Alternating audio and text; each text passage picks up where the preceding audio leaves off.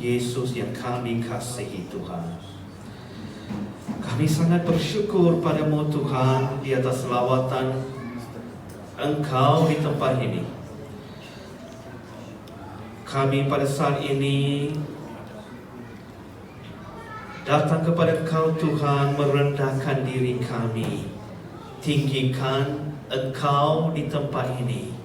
Sebab tidak ada yang lain yang layak untuk disembah, dipuji, diagungkan selain daripada Yesus Kristus.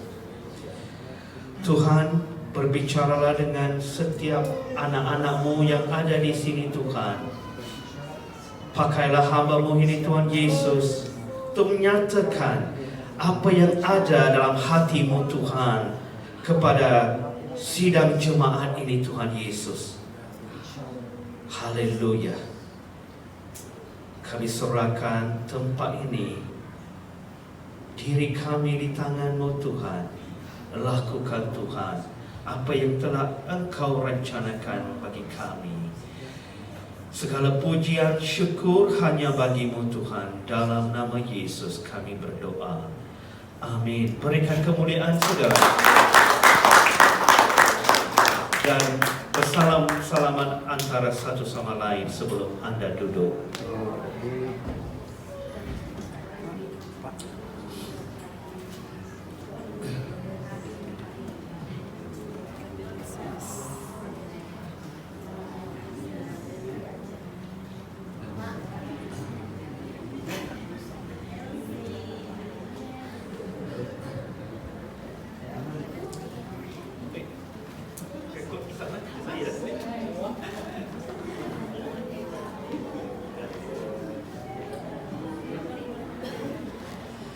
Haleluya.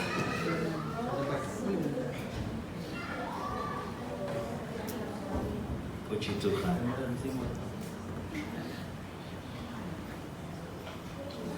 Haleluya. Saya dapat rasakan damai sejahtera di tempat ini. Kasih Tuhan mengalir di tempat ini. Pada saat ini. Amen. Haleluya. Amen. Mari kita bangkit berdiri melihat firman Tuhan ini daripada Matius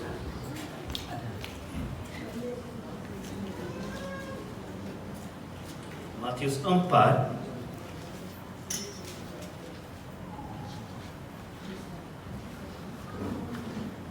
ayat 18 hingga 22.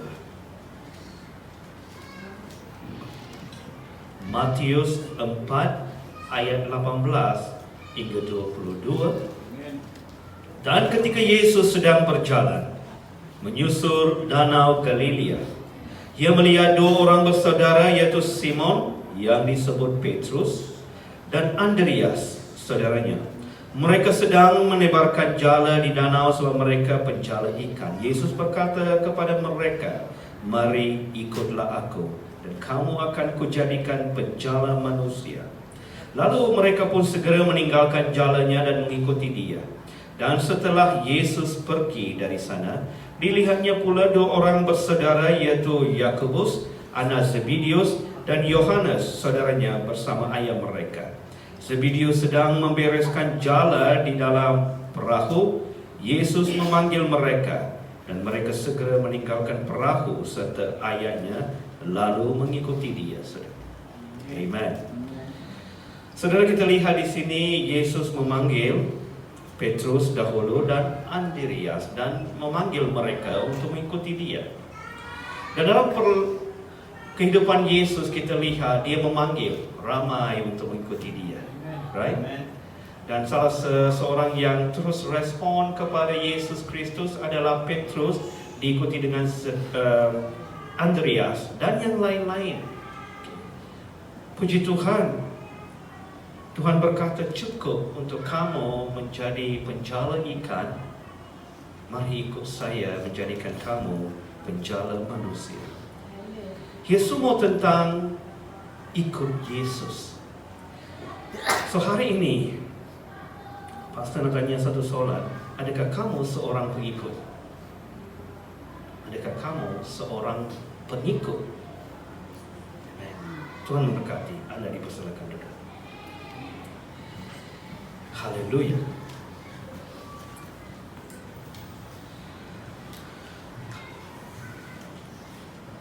Kita semua saudara-saudara yang Yesus datang ke bumi ini adalah untuk saya dan Anda yang ada di sini. Kita semua tahu, tidak ada orang yang boleh katakan Yesus tidak datang untuk saya. Yesus datang untuk setiap yang ada di sini maupun yang belum lahir di bumi ini. Kematian dia di kayu salib adalah sekali untuk selama-lamanya bagi setiap manusia di bumi ini. Amen. Kedatangan Yesus juga membawa pengharapan, membawa keselamatan bagi umat manusia.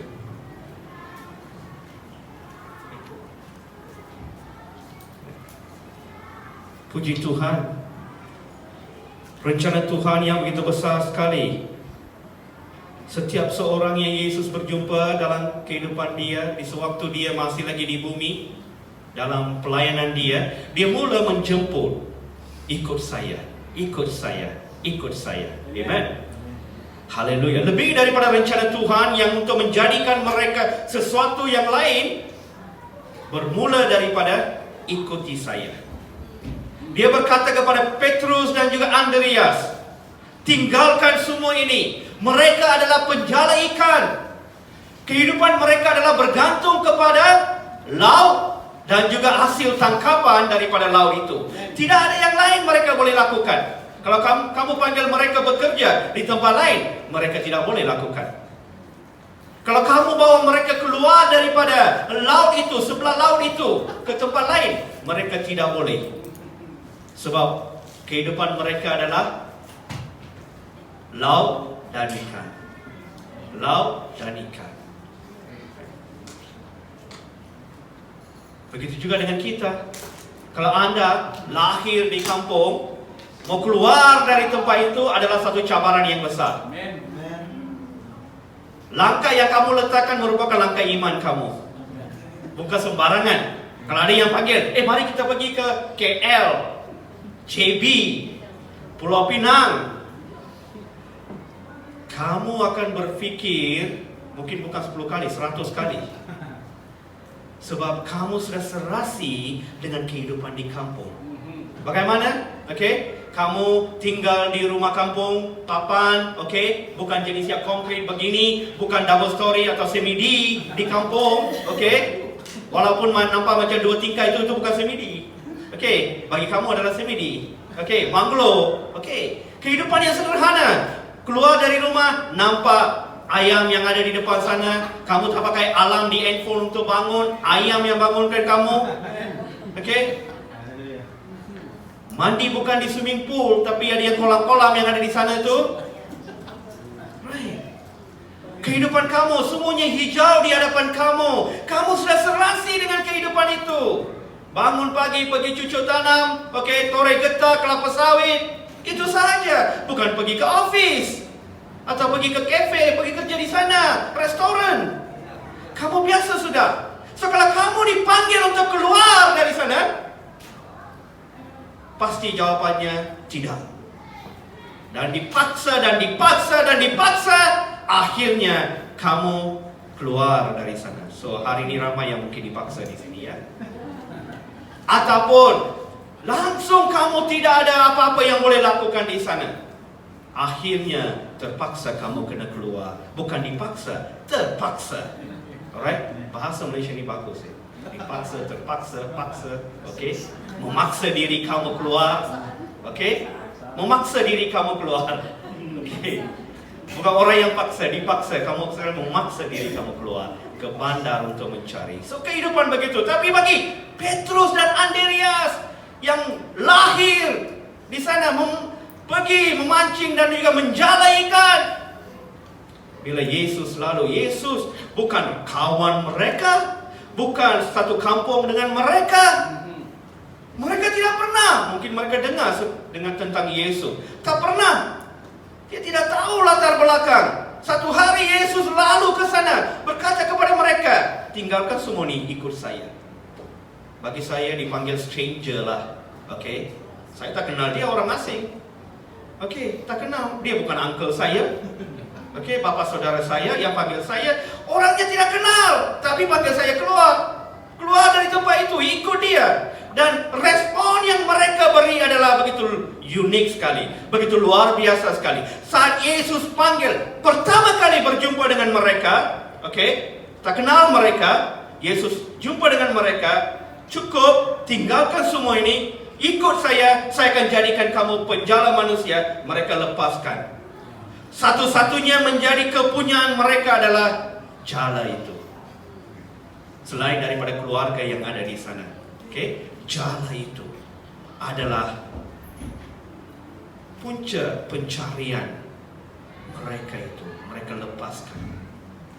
Setiap seorang ada perkara yang susah untuk dilepaskan.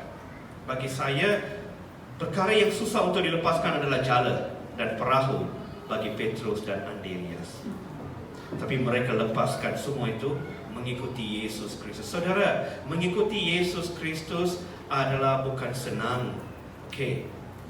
Bukan seperti yang dikatakan. Walaupun Petrus dan juga Andreas mengikuti dia dengan lepaskan semua itu, tapi bagi ramai, ia menjadi persoalan yang besar. Lepaskan semua bagi Yesus Kristus. Dan saya bukan lahir sebagai seorang Kristian, Anda semua tahu. Lahir sebagai seorang Hindu. Okay. Membesar dengan segala ajaran-ajaran yang berkaitan dengan agama Hindu. Saya, apa yang saya tahu adalah selepas habis sekolah, okay, waktu daripada kecil, sekolah rendah, saya akan pergi ke kuil. Di sana saya akan buat kerja-kerja pembersihan, menolong di sana dan sebagainya. Membesar dengan itu, mendengar setiap kali yang sembahyang dilakukan, apa yang diucapkan oleh yang imam kat sana itu yang saya dengar, yang dipanggil priest, yang itu yang saya dengar. So itu menjadi sebahagian daripada saya itu, penyembelihan, pengorbanan, ayam, kambing dan sebagainya, itu yang saya lihat, membesar dengan semua itu. Sampai satu waktu bila saya mula mengenali Yesus Kristus, kasih Tuhan, pengorbanan Yesus, dan seolah-olah saya dipanggil untuk mengikuti dia, saya lepaskan dengan hati yang berat kehidupan lama saya. Right, bukan senang. Right. Sebab cabaran yang menanti saya adalah begitu besar sekali untuk melepaskan Yesus, melepaskan kehidupan lama, mengikuti Yesus Kristus. Banyak yang saya kena fikir. Orang sekeliling saya, kepercayaan saya dan sebagainya. Membesar dengan semua itu. Itu semua menjadi darah daging dalam hidup kita ini, ya. Okey. Tapi semakin lama, semakin mengenali Yesus, semakin lama merasahi kasih Tuhan, semakin lama mendalami diri saya dalam Yesus Kristus, membawa saya keluar daripada kehidupan lama untuk mengikuti Yesus Kristus. Satu saat bila saya sudah buat keputusan, saya tidak akan menoleh ke belakang selepas menerima Yesus Kristus, saudara. Dan sampai hari ini, amen, 25 tahun saya melayani. Ini tahun adalah 25 tahun sejak saya mulanya pelayanan saya. Okay. Mengenali Tuhan 26 tahun, 25 tahun sudah melayani. Tak pernah saya menoleh ke belakang. Tak pernah saya mempersoalkan, mengikuti Yesus Kristus adalah sia-sia dan tidak masuk akal. Tak pernah. Sebab sejak memberikan diri saya, sejak Yesus memanggil saya untuk mengikuti dia ada satu mengikuti dia selepas mengenali dia. Satu lagi bila dia menjemput kamu dalam pelayanan, adalah satu lagi tahap dalam hidup kamu itu. Amen. Dan saya masih lagi ingat sewaktu melayani Tuhan, dan dalam pelayanan ini ada banyak tahap, ya, kamu kena lalui. Di Malaysia ini diberikan lesen pelayanan, kepada pelayan-pelayan gereja. Bermulai dengan lesen pekerja di gereja. Dan selepas mereka menerima panggilan pelayanan itu, iaitu mereka mendengar Tuhan panggil mereka. Mereka kena pastikan bukan orang yang akan panggil mereka ataupun lantai mereka harus dengar. Dan bila mereka rasa Tuhan panggil saya dalam pelayanan ini, akan dibawa kepada kepimpinan, organisasi. Mereka akan cek kamu, tanya beberapa soalan, berkaitan dengan doktrin dan sebagainya, alright, pelayanan dan sebagainya. Diberikan lesen pelayanan lokal dan diikuti selepas berapa tahun akan kamu dihadapkan ke kepimpinan tertinggi, sekarang ini, dan kamu akan ditanya banyak soalan, sebelum diberikan lesen general dipanggil. Dan selepas general itu, untuk beberapa tahun selepas kamu menggembalakan jemaah dan sebagainya, kamu akan dipanggil untuk diberikan ordain license, diordinasi, Dan ordinasi ini adalah dipanggil one way, adalah satu jalan saja, sehala sahaja. Di mana kamu tidak boleh menoleh ke belakang dalam pelayanan kamu itu. General sampai general lagi. Kamu boleh buat U-turn lagi kalau kamu tidak mau.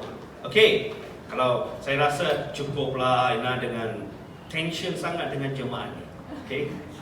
Kamu bukan jenis yang berikan tension. Kamu ni semua puji Tuhan.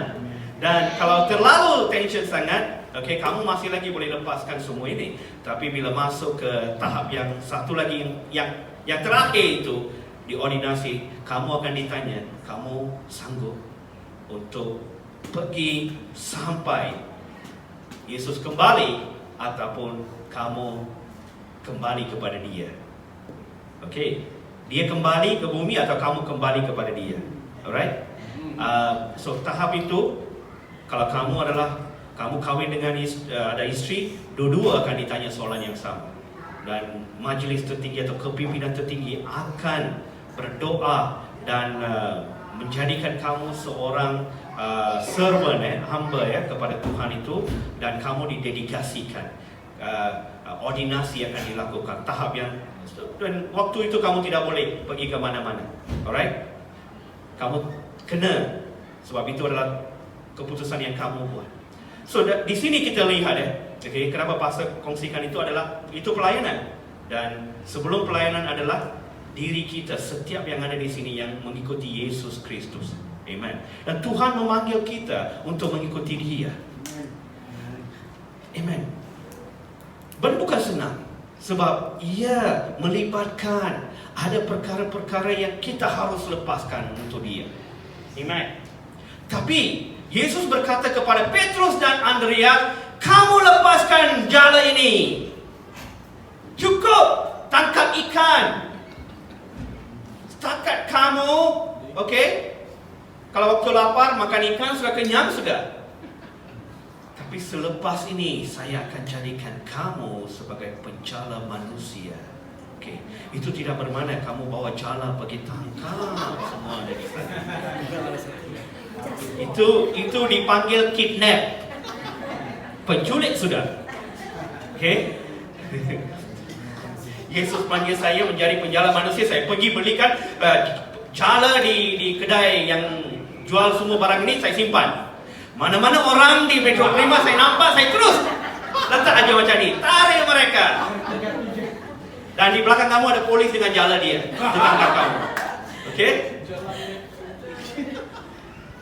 Yesus berkata begitu sebab Yesus lihat, waktu kamu ikut Dia ada rencana yang lebih besar lagi bagi kamu. So setiap seorang ini, Yesus gunakan apa yang kita ada untuk memberikan lebih yang daripada itu. So apa yang mereka adalah jala. Mungkin mana-mana mereka jalan di kampung itu akan bawa jala jadi. Kamu yang bawa handphone sahaja, dia bawa jala sahaja. Dia pergi rumah pun bawa jala. Dia keluar daripada rumah pun jala. Dia pergi tandas pun mungkin bawa jala. Jala sahaja dia bawa. So Yesus berkata, itulah sesuatu yang dia pegang itu.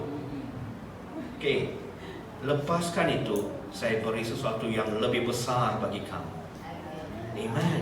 Haleluya. So hal mengikuti Yesus Kristus ini, kita lihat dalam Matius 8 ayat 18 hingga 22. Ketika Yesus melihat orang banyak mengelilinginya, Ia menyuruh bertolak ke seberang. Lalu datanglah seorang ahli Taurat dan berkata kepadanya, "Guru, aku akan mengikut engkau ke mana sahaja engkau pergi." Haleluya, puji Tuhan. Yesus belum lagi tanya soalan seperti Petrus dan Andreas. Tapi ada yang datang begitu excited sekali, bersemangat, lari kepada Yesus. Yesus belum lagi tunjukkan soalannya kepada dia, tapi dia datang dengan jawaban, berkata, "Guru, ke mana saja guru pergi, saya akan mengikuti engkau." Baru Yesus buka mulut, berkata kepadanya, "Serigala mempunyai liang dan burung mempunyai sarang, tapi anak manusia tidak mempunyai tempat untuk meletakkan kepalanya." Selepas itu, tidak katakan tentang orang itu ya. Dah letak apa? Titik sudah. So, kemungkinan dia mendengar. Bila Yesus menjawab dengan semua itu, kemungkinan dia tidak ikut Yesus lah itu. Amen. Sebab itu tidak ada sambungan tentang orang itu. Tetapi ada seorang lagi, seorang lain, yaitu salah seorang muridnya, berkata kepadanya, "Tuhan, izinkanlah aku pergi dahulu menguburkan ayahku."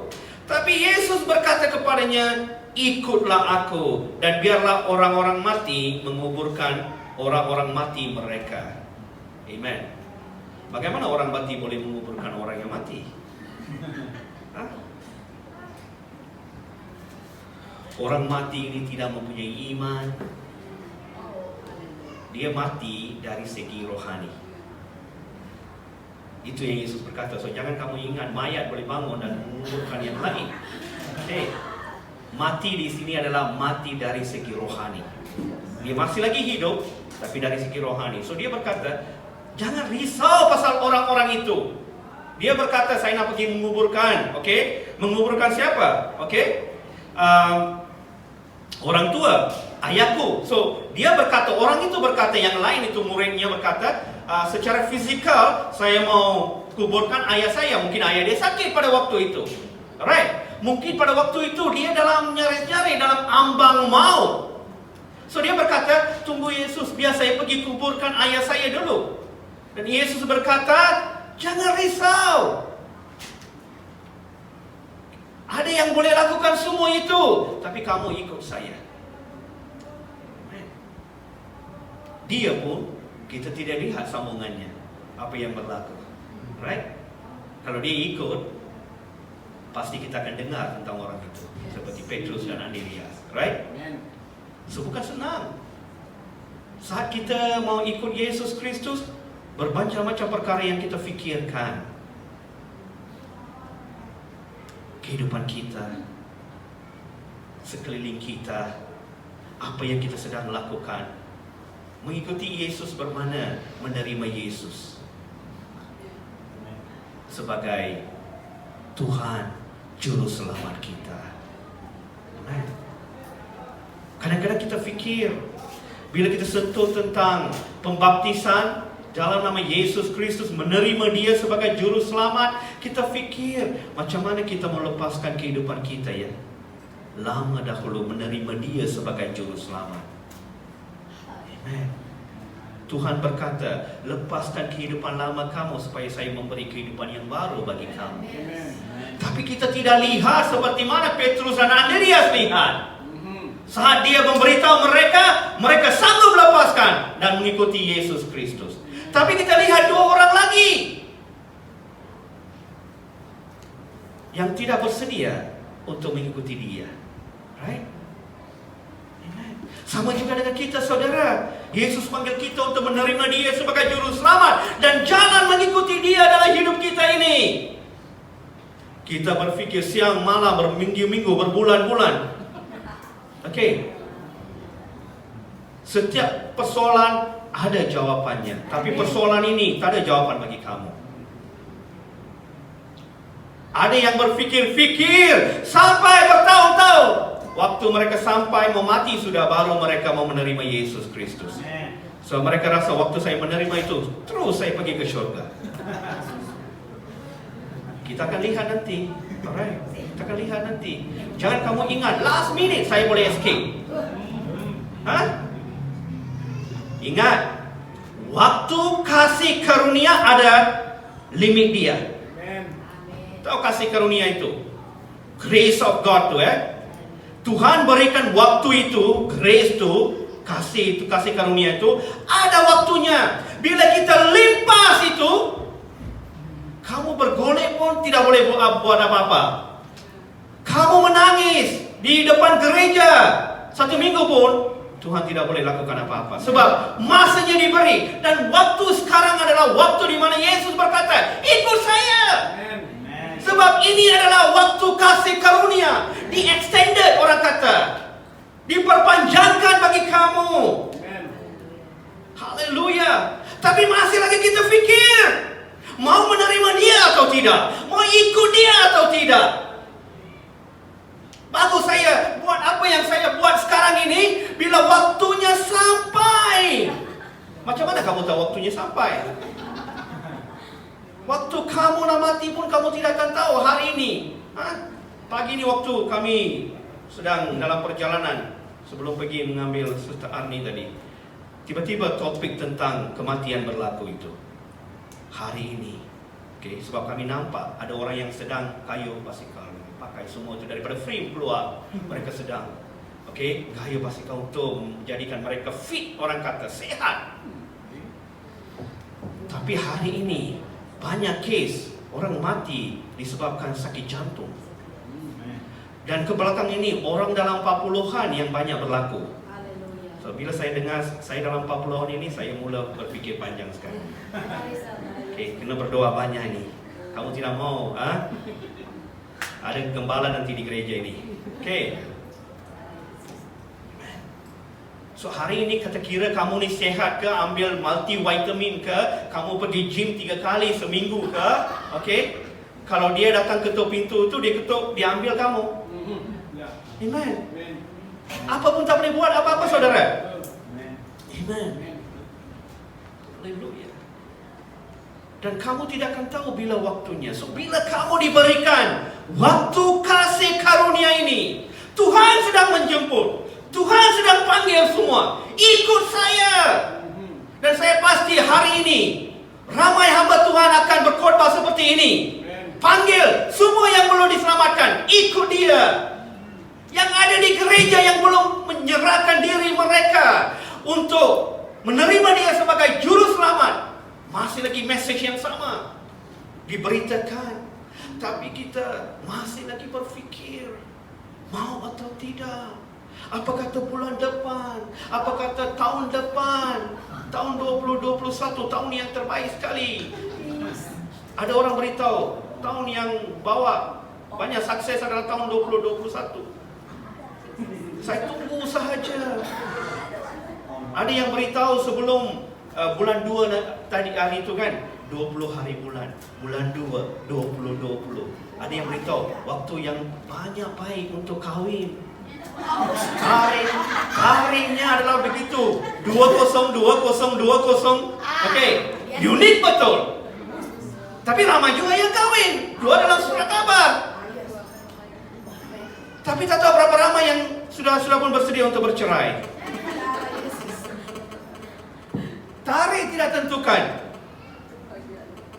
kebahagiaan kamu.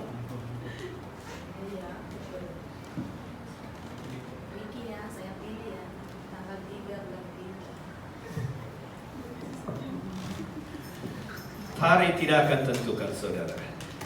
Tapi masa yang diberikan kepada kamu, kamu gunakan sebaik mungkin. Hari ini Tuhan berbicara kepada kamu untuk mengikuti dia. Amen. Adakah kamu seorang pengikut? Kamu tanya diri saya. Kalau seorang pengikut adalah bersedia untuk melakukan apa yang dia panggil kita lakukan saudara, tanpa bertanya banyak soalan. Matius 10. Semuanya daripada Matius hari ini. Matius 10 ayat 37.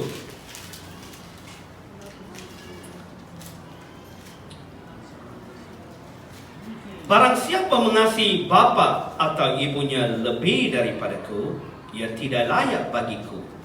Dan barang siapa mengasihi anaknya laki-laki atau perempuan lebih daripadaku, ia tidak layak bagiku. Barang siapa tidak memikul salibnya dan mengikut aku, ia tidak layak bagiku. Barang siapa mempertahankan nyawanya, ia akan kehilangan nyawanya. Dan barang siapa kehilangan nyawanya kerana aku, ia akan memperolehinya.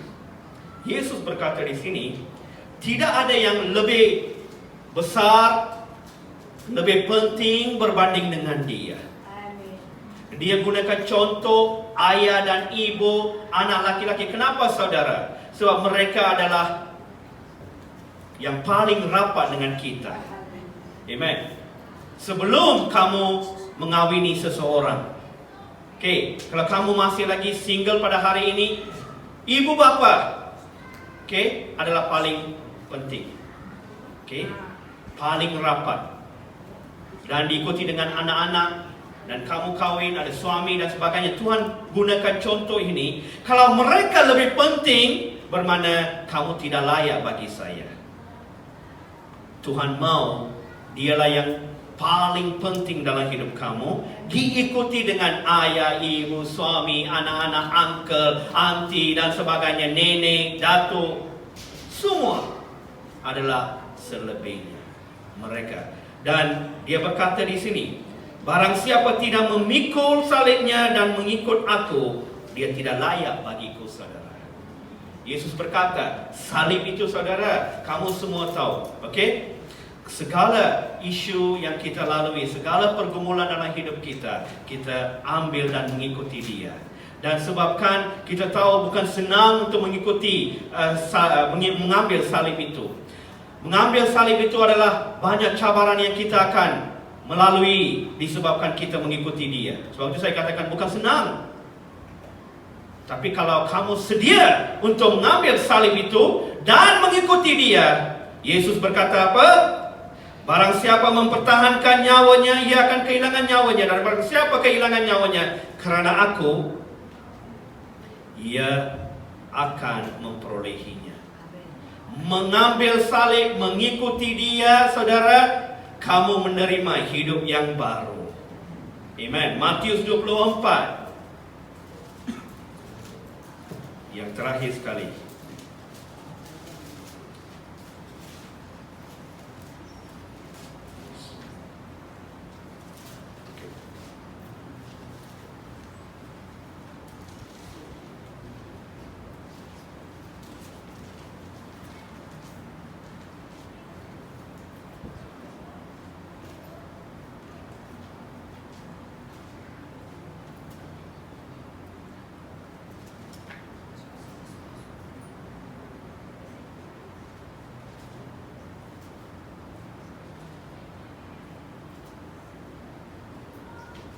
Amen. Ada satu lagi firman Tuhan di mana Yesus berkata, menyangkal diri, memikul salib dan mengikuti dia.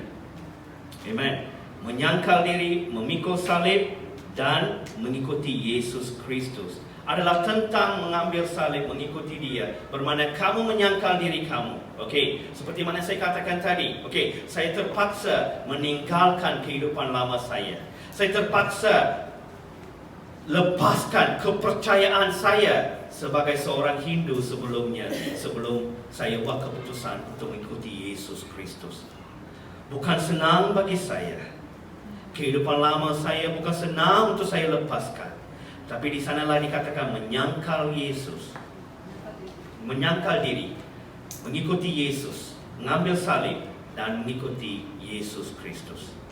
Amen. Haleluya.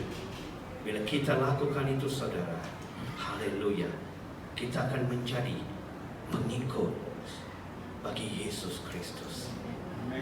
Haleluya. Amen.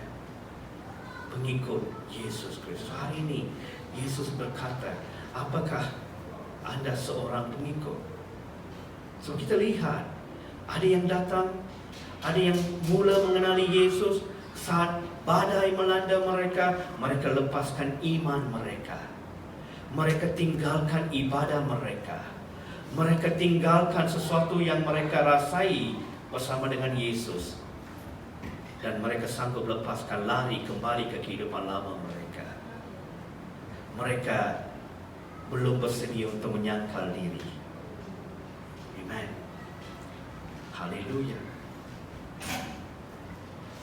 Ada sedikit pengorbanan yang kita harus lakukan. Tadi yang datang dengan senang-senang sahaja, saudara. Amen. Bila kamu lakukan itu demi Yesus Kristus. Haleluya. Dan Yesus berkata kepada Petrus, saya akan berikan sesuatu yang lebih besar kepada kamu. Saya akan tunjukkan lebih besar lagi rencana Tuhan dalam hidup kamu. Tapi Yesus mau melalui bila kita buat keputusan untuk ikut Yesus Kristus. Petrus dan Andreas boleh buat keputusan pada saat itu saja berkata kepada Yesus Kristus, saya tidak kenal kamu Yesus, saya baru pertama kali berjumpa dengan kamu. Inilah tempat saya, inilah kehidupan saya, tidak ada tempat yang lain. Saya tidak mau lepaskan apa-apa demi yang lain.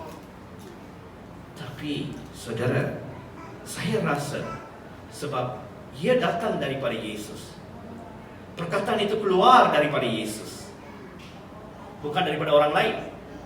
Kamu kena faham, Yesus adalah manusia 100%, dia juga manusia, Tuhan 100%. Dua identiti dalam satu tubuh. So, waktu dia berkata kepada Petrus dan Andreas, dia berkata seperti Tuhan, bukan sebagai manusia. Amen. Bukan sebagai manusia. Sebab kita lihat mujizat-mujizat Yesus lakukan sewaktu dalam pelayanan, dia sebagai Tuhan. Sebab hanya Tuhan saja boleh melakukan mujizat. Amen. Tapi ada saat juga di mana dia sebagai manusia. Waktu dia di hutan, dia lapar. Tuhan tidak lapar, tapi dia lapar. Dia 100% manusia. Amen. Haleluya. Waktu dia di taman Getsemani, sebelum dia ditangkap, dia menangis. Dia berseru kepada Tuhan, Tuhan, jikalau ini adalah kehendak-Mu, ambillah cawan ini. Sakit yang dia harus lalui di kayu salib. Dia berseru sebagai manusia. Tapi saat dia berkata kepada Petrus, dia berkata sebagai Tuhan.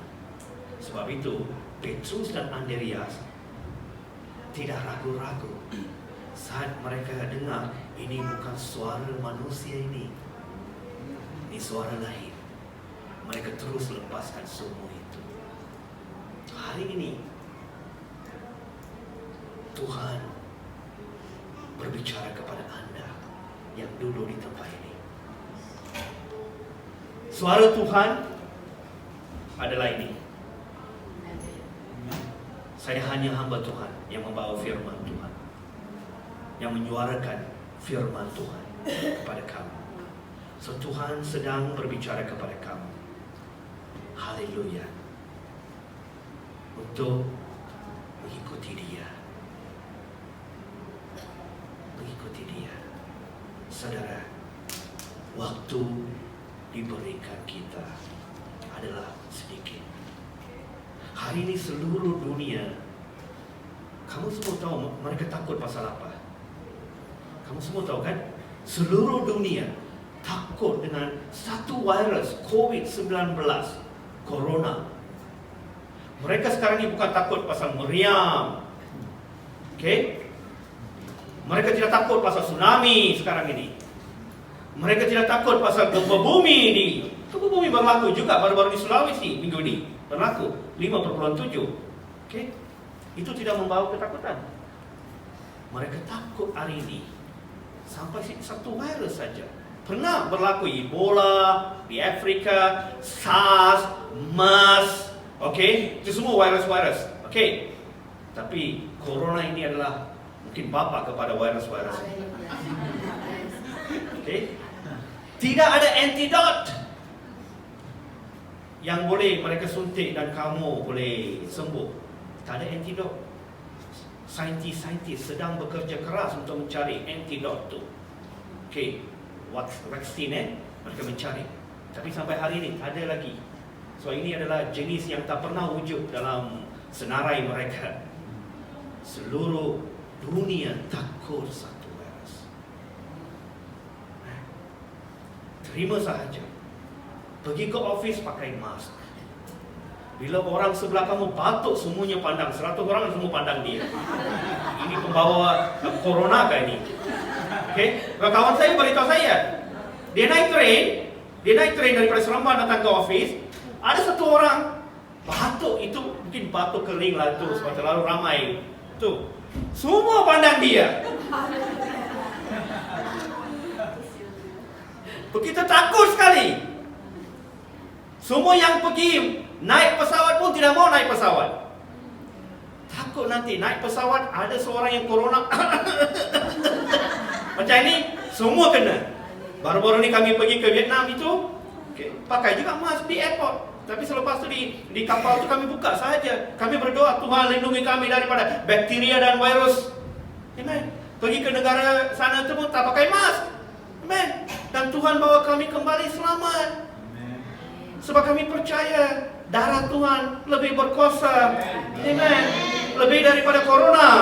Amen. Walaupun kawan-kawan saya, betul ke kamu nak pergi bawa anak-anak kecil lagi. Amen. Saya beritahu Sister Min, kita berdoa dan pergi sahaja. Kalau tidak, bakar duit yang kita bayar itu. Hangus nanti semua. Okay. Right. Kalau tak bayar itu mungkin bolehlah timbangkan kan.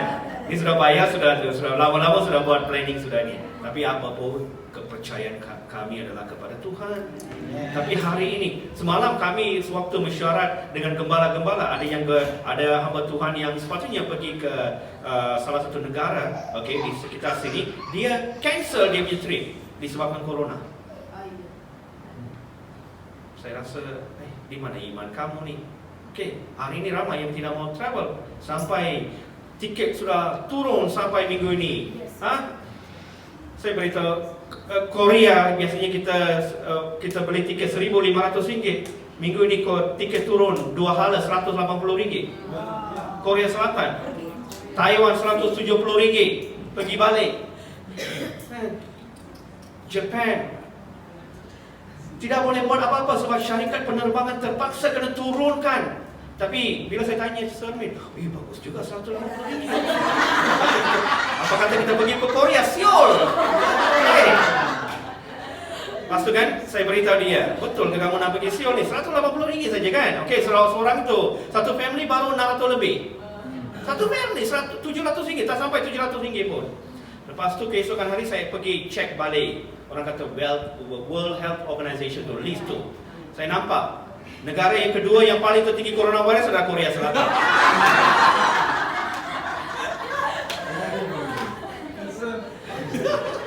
Dekat 8,000 orang sudah pun kena sudah, 200 orang sudah mati sudah. Tapi negara itu yang dicakap, harga murah tiketnya. So yang itu saya beritahu dia tidak mau. So balik saya beritahu dia, terkejut sudah.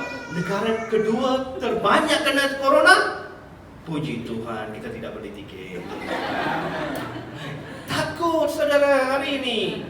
Amen. So hidup kita hari ini, sampai hari ini, berapa banyak yang sudah mati saudara. Saya percaya ramai daripada mereka adalah anak-anak kecil, muda-mudi. Mau tidak lihat umur kamu, latar belakang kamu, kedudukan kamu. Tak kira berapa kali kamu pergi gym, tak kira macam mana vitamin apa yang kamu ambil. Tapi bila dia datang, orang mati begitu sahaja. Sampai virus itu sekali tutup kamu punya pernafasan di sini. Dia punya sini, dia attack di sini, terus orang mati. Right. Dia lebih teruk daripada penyakit-penyakit yang lain. So hari ini kita tahu kehidupan kita di bumi ini tidak bertambah baik saudara. Bencana alam satu sudut, bakteria dan virus di satu sudut, Okey. Apalagi ada lagi sudut-sudut yang lain tu. Okey. Tapi di satu sudut pula Yesus panggil kita, ikut saya. Tapi ada yang fikir, tak apa, saya pergi travel Korea Selatan, saya pergi travel ke tempat-tempat yang lain. Pada saat ini kalau kamu pergi travel, tak tahu kamu balik atau tidak. Okey. Right. Tapi Yesus panggil, datang ikut saya. Saya akan jadikan kamu lebih baik lagi bila kamu mengikuti saya. Amen. Ada perkara yang kamu perlu lakukan, menyangkal diri kamu, mengambil salib ini, itu kehidupan yang kamu akan merana. Okey, ada perkara yang kamu terpaksa lalui dalam hidup ini. Tapi bila kamu lalui semua itu, amen. Saudara, seperti Paulus berkata, saya sudah tamatkan perlombaan ini. Ada mahkota yang menunggu saya. Haleluya. Amen. Sanggup lepaskan sesuatu bagi Yesus Kristus. Haleluya. Kehidupan ini tidak akan pergi, orang kata, belakang. Dia akan menuju ke hadapan. Haleluya. So, tanya diri kamu, hari ini saya ada di tempat ini, apakah saya seorang pengikut bagi Yesus Kristus? Pengikut Yesus Kristus adalah orang yang mentaati Dia, orang yang mengasihi Dia, orang yang menuruti firman itu, orang yang melakukan apa yang Dia panggil lakukan. Amen. Amen. Haleluya. Dikatakan di akhir zaman ini, saudara, okey, dikatakan ada yang berkata, Yesus, bila Yesus kembali nanti, Tuhan kembali nanti, Dia akan katakan, saya lakukan ini, saya lakukan itu, saya lakukan ini untuk mereka, diri mereka sendiri. Tapi orang itu, Yesus berkata, saya tidak mengenal kamu. Sebab mereka lakukan bukan menuruti firman Tuhan, bukan melakukan mengikut kehendak Tuhan. Mereka lakukan sebab mereka ada agenda mereka sendiri. Right, di luar sana. Walaupun dia berkaitan dengan pelayanan, dia berkaitan sesuatu dengan jemaah dan sebagainya, tapi mereka ada agenda mereka sendiri. Yesus berkata, oh ya, kamu lakukan semua itu, tapi saya tidak kenal kamu. Tapi setiap yang mengikuti Dia dan melakukan apa yang Bapa panggil kita lakukan, saudara, maka satu hari nanti Dia akan mengenali kita. Yesus berkata, saat saya kembali, saya akan mengenal kamu. Siapa kamu? Bukan seperti ada yang Dia akan berkata, saya tidak mengenal kamu. Semua yang mereka lakukan sia-sia dalam hidup mereka. Haleluya. Saya mau mencari pengikut bagi Yesus Kristus sampai Dia kembali. Hidup seperti Yesus Kristus di bumi ini. Lakukan seperti Yesus lakukan di bumi ini. Mengasihi seperti Yesus mengasihi orang lain. Walaupun susah untuk saya lakukan, mengasihi, bahagian mengasihi itu, tapi demi Yesus saya akan lakukan. Kalau kamu lakukan semua ini, saudara, kamu sebenarnya seorang pengikut bagi Yesus. Sebab itu, adakah kamu seorang pengikut? Tanya diri kamu. Kalau kamu tidak boleh mengasihi keluarga kamu sendiri, tidak boleh mengasihi orang di luar, kamu secara otomatik bukan seorang pengikut Yesus. Sebab Yesus mengajarkan kita, mengasihi orang lain seperti mengasihi diri kita. Mengasihi istri seperti mana kamu mengasihi diri kamu. Mengasihi suami seperti mana kamu mengasihi diri kamu. Haleluya. Mengasihi, menturuti dan melakukan. Haleluya. Dan kamu adalah pengikut Dia di bumi ini. Amen. Dan bukan setakat itu sahaja, kamu harus menerima Dia sebagai juru selamat. Kalau tidak, kamu tidak boleh lakukan semua ini. Kalau Yesus tidak ada dalam hidup kamu, macam mana kamu nak mengasihi yang lain? Kalau Roh Kudus tidak ada dalam hidup kamu, macam mana kamu ada kebahagiaan dalam hidup kamu? Macam mana kamu nak ada damai sejahtera dalam hidup kamu? Siapa yang memberi? Yesus yang memberi. Haleluya. Hanya Yesus sahaja yang boleh memberi, saudara. Haleluya. Mari kita bangkit berdiri.